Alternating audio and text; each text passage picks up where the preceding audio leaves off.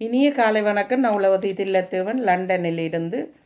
பொறிச்சொல் 835வது முனை. நாங்கள் ஏதாவது ஒன்று புதிதாக இன்னொருவரிடம் பார்த்தோ அல்லது புதிதாக கண்டுவிட்டால் அதனை புதிதாக செய்வதற்கு முயற்சி செய்யும். முதலில் முயற்சி இருந்தால் தான் எதையும் செய்யலாம். அதாவது முனைதல் செய்ய வேண்டும். முனை.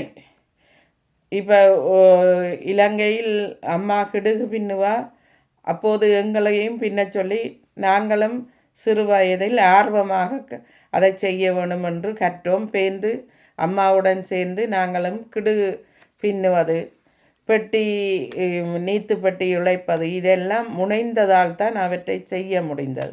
அதே போல் பேசாமல் இருந்தால் ஒன்றும் எங்களால் செய்ய முடியாது போய்விடும். மகன், மூங்கில், மரக்கன்று, முனைப்பு, தறி, ஆப்பு இவையெல்லாம் அகராதி சொல்லாக வருகிறது. மூங்கில் மகரம் கெதியாக விரைவாக உயரமாக வளர்ற பயிர்களில் ஒன்றாகும். மரக்கன்றுகளை நாம் நட்டால் அதனால் பிரயோசனம் எடுக்கலாம். அதாவது மரங்கள் இப்போது தரித்து எல்லா இடமும் வெளியாக இருக்கிறது. மரம் நின்றால் அது ஒரு இணலாகும்.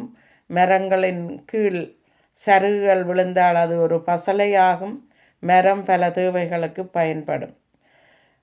அதாவது முனைப்பது. சிலரை பேசாமல் இருந்தால் அவையும் கூட்டி கொண்டு போய் நாங்கள் எங்களுடன் சேர்ந்து வேலை செய்யவோ அல்லது ஒருடம் போவோ முனைப்பை தூண்டுவது.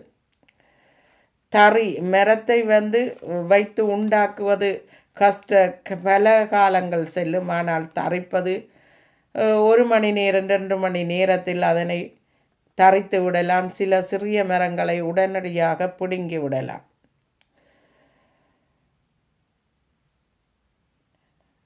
நன்றி, வணக்கம்.